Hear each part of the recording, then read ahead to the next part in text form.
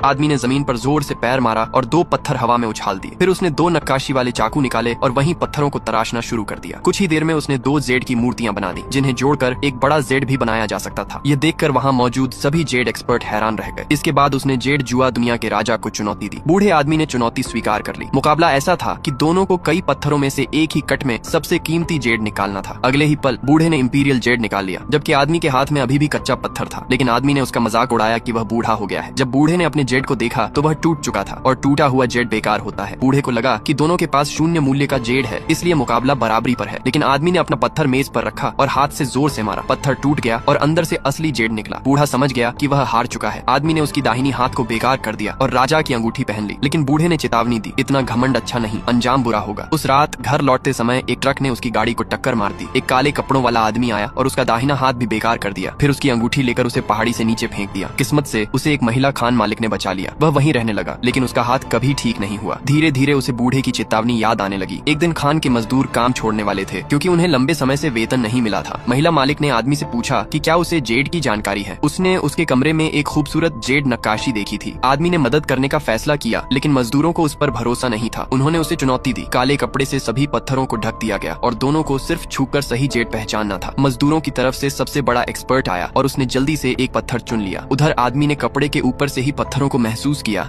और एक पत्थर चुनकर कहा, ये $70,000 का हरा जेड है। जैसे ही कपड़ा हटाया गया, सब हैरान रह गए। वह बिल्कुल सही था और वही सबसे कीमती पत्थर भी था।